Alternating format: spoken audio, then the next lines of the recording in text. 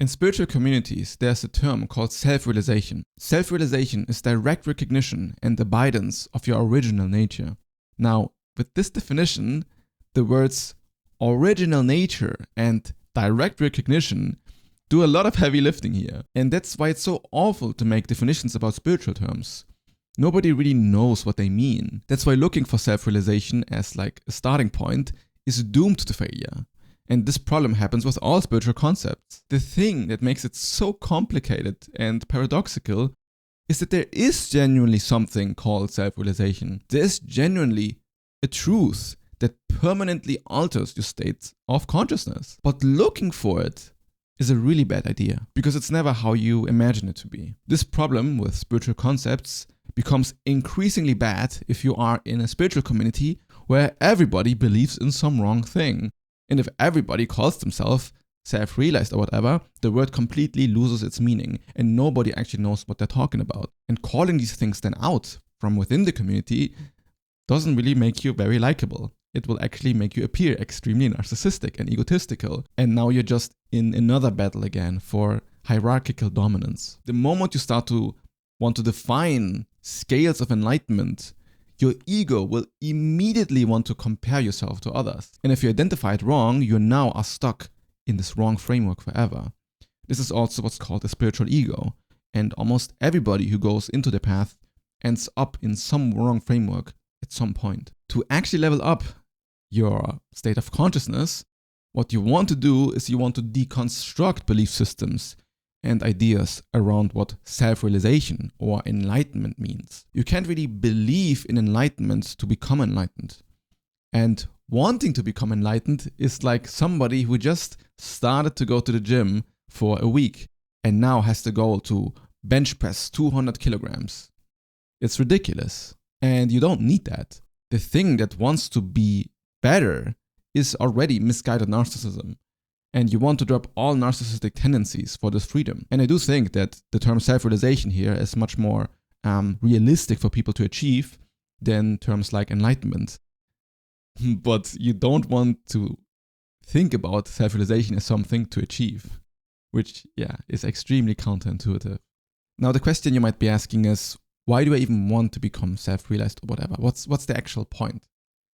And for all intents and purposes, if you are happy and healthy and you find yourself confident in yourself and where you are headed in your life, if you can say that you suffer very little to none or you care little to none about suffering, well, I don't see a need why you should want to self-realize. You're pretty much there already, like in some practical sense. You simply are who you are and you live your life. But if you want to understand the nature of reality, or if you want to relinquish the suffering that is inside of you, well, then the spiritual path will likely come to you no matter what. It's all about suffering at the end of the day. So how can we actually become self-realized? Well, for this, I created this little math equation here. Intellectual curiosity plus emotional allowance plus deep self-reflection times meditation, psychedelics, and living life. This path is way longer and way more brutal than you might think. Dissolving the identification of the ego is like hitting your head against a wall repeatedly. It takes a while to break the skin layer, and then blood starts coming out, and it hurts, and it's not comfortable. And then there's the flesh, and then you keep hitting, and then you find the skull. And each time you make a breakthrough that is so intense that you think, that's it, I figured it all out. And maybe in a way you have, but then it also goes deeper and you haven't figured out anything at all. You do this until there's no layer left. This is a metaphor, okay? Please don't start hitting your head against the wall, please. The reason nobody really can become self-realized is because the moment you're actually there, this entire identity structure that would identify this way isn't there anymore. The identity that can hold onto the concept is gone. You won't feel identified with self-realization and the idea of being this weird, like, special thing. But it's true that the body holds the information that something has been seen through, and there's a difference in perception that is real. But in a way, it's also how it always has been, and nothing really changed, because it's just reality that you're seeing now. The ego is like a filter on reality that distorts everything, and then it hides and doesn't want to admit how much it distorts every interaction you have with reality. Now I go through each part of this equation and I tell you everything that you're doing wrong about it. Intellectual curiosity is necessary because it avoids you getting stuck in belief systems. But it also gives you the trust that you can actually know what's true. If you lose your curiosity, you start to think you actually know everything already, or you can't actually know things. There's this almost weird humbleness that smart people start doing, where they actually think they're so smart because they think they can't know anything. In a way, through this process, there comes a point where you kind of do feel like you either can't know anything or you know everything already, because what reality is already known. But the intellectual mind tries to grasp onto something that can't be known with the intellectual mind. And this is where philosophy comes in. And philosophy carries many truths that reflect reality, but then many philosophers tend to fall into one of those traps of either thinking that, they can't know or they already do know. The trick out of this trap is realizing that behind each opposite beliefs is a uniting truth. A typical philosophical problem, for example, is the fight between determinism and free will. Your intellectual mind will get attached to one of those extremes. And then when it's time to actually drop all ideas and belief systems, you'll struggle because your mind will try to cling to one of those ideas because you think that they can not be both true. And then you cling to this idea of truth as something that is either or. But the contradiction isn't a contradiction at all. It's just that truth works in different layers. I have a spiritual community where we talk about these types of stuff all the time in a very reasonable and grounded way. My link to this community is in the description. I can also make a video about the contradiction again in the future if you find it interesting. But here I'll just mention that the differences you imagine between determinism and free will aren't real the way you think they are. The second part of the equation is emotional allowance. And this is what your boomer parents likely have not learned how to do. Somewhere through life, we have learned that emotions are bad and we are not meant to feel them. Well, what then happens when you feel an emotion is that you kind of push it aside into your subconscious and you don't even notice that this is what you're doing. The subconscious here is the ego structure, the identity that is getting formed. If you feel like an embarrassment, but you try not to feel like it, now you will think the emotion isn't there anymore, but it's actually controlling you the entire time from underneath your awareness. You can catch this in yourself and in others. The way to catch this is to see how other people talk. The devil is in the details. A person reveals what they actually think in their subconscious by the way they speak. Often these are parts that people deny by sugarcoating their language in a nicer way. There are so many ways to show this in examples, so here I'll give you a few. The most common one is just saying, I'm fine. When people ask you how you're feeling, you don't need to be open about it with like any random stranger, but at least you should be open about it with yourself. And often what you'll start doing is you start thinking for yourself that you're fine or that you're better than you actually are, so you ignore the emotion that is underneath it. What would be really good is if you could say, actually, I'm feeling a bit anxious right now because of the situation that I'm in. I'm not sure how to handle it.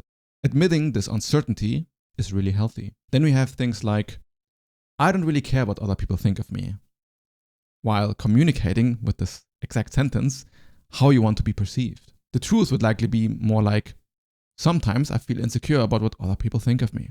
Another common one is, I didn't even like this girl that much, instead of saying that you are deeply hurt by this rejection. One that I find women do a lot after they ask you a very personal question is saying, I'm just curious, or I'm just asking this out of curiosity, instead of revealing the reason for the curiosity. And I mean, a bit of flirtation is fair game. You don't need to reveal everything you think to the other person. I mean, where's the fun in that? But at least you yourself could know why you're curious about it in like a very deep and visceral sense. And it might surprise yourself. You just need to be able to admit it to yourself. One emotional avoidance technique that I had a lot was, it's not that I can't do it, I just don't see the point. And in that, I justified my inaction with some philosophical lack of meaning of the universe and that everything is going to die anyway in the heat death. So it doesn't really matter what I do with my life. Well, I was actually just afraid of failure. I had this for a long time. I mean, it also was fear of success, actually. The moment I started to see that and I broke through this realization that I was actually lying to myself in a very sophisticated way, I started this YouTube channel. Then also we have people who call themselves introverts, often don't trust others with their true self, or people who strongly identify as being independent, struggle with emotional vulnerability and openness. I could probably make a 3-hour video filled with examples.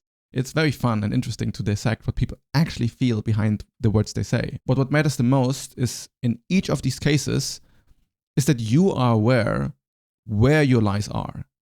What are the lies that you're telling yourself? And the tricky thing in doing this is also to reconcile the contradiction again, because there's likely a truth in that lie. It's not that it's all a lie, you're just overcompensating. And you want to actually notice the real emotion you're feeling that is driving you to think or say these things. You might actually be curious, be somewhat okay with this rejection, be really independent, or tend to be introverted. But the point is that you don't just say these things while pushing the underlying emotion that drives you to say these things aside. Then it becomes like a meditation. Where do you actually feel the emotion in your body? And can you push your attention there? It sounds like magic, but the attention and awareness directed from the mind to this part of the emotion will release the emotion over time. When you get into the habit of going towards this discomfort mentally, the underlying insecurity stops.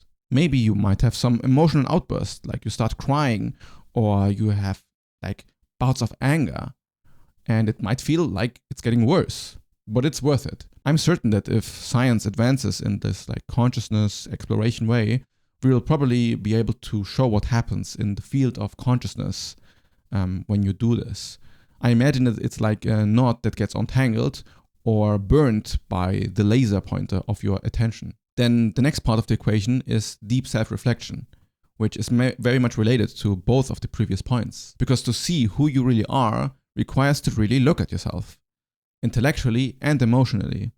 But then also what you're doing with your life, like just practically, what are you spending your time on? Why are you doing the things you do? What drives you? Can you criticize yourself and also compliment yourself? Journaling works wonders here. As you start to talk to yourself intentionally, you get a deeper relationship to yourself, and it's easier to be honest and detect your lies. It takes some time to dissect who you really are. Open-mindedness here is really the key quality. Often there are so many stories that have defined you in your life that you're telling yourself. And again here, when you focus your attention on these stories, you untangle them for what they really are. You can see that they don't really exist outside of your mental construct. Because when you deeply self-reflect, there comes a point where words aren't enough anymore, as what you are is way deeper than your mind. And in the present moment, you notice that actually all thinking about the past and the future is just fantasizing. At the beginning, I defined self-realization as direct recognition and abidance of your original nature. And then I gave you this equation. At the end, I put in meditation, psychedelics, and living life. All of these, like the last 3 things, are about the recognition and abiding part that at the beginning is very hard to define. The truth behind this is very unbelievable and, insane. Hippies, like myself, might say that the original nature is love, or God, or infinite consciousness.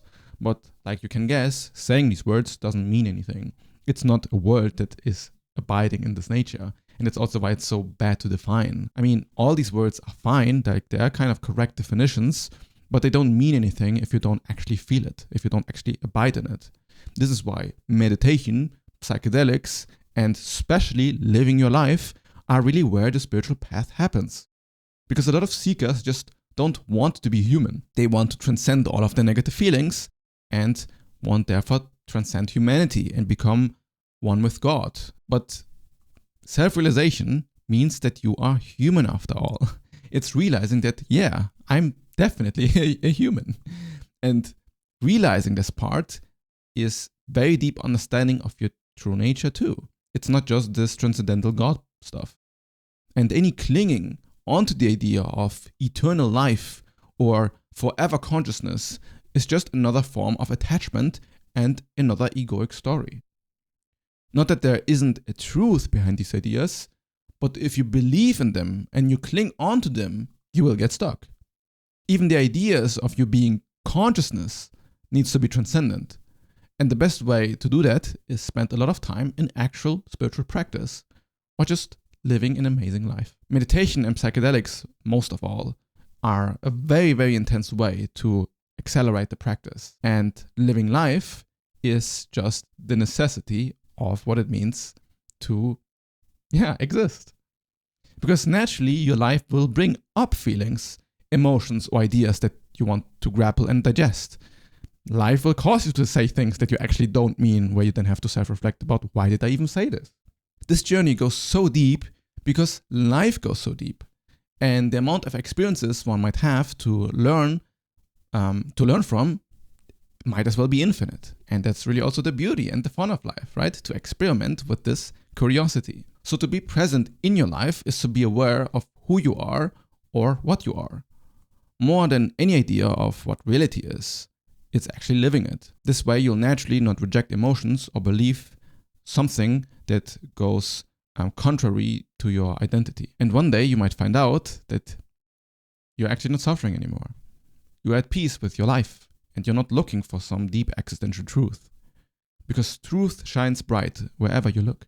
I also said in the beginning that this desire to improve yourself is actually deep-rooted in narcissism. If you feel always this push to better yourself, you might actually be just trapped in your own story of your life. I cover this trap in this video that you should definitely watch if you've already come this far.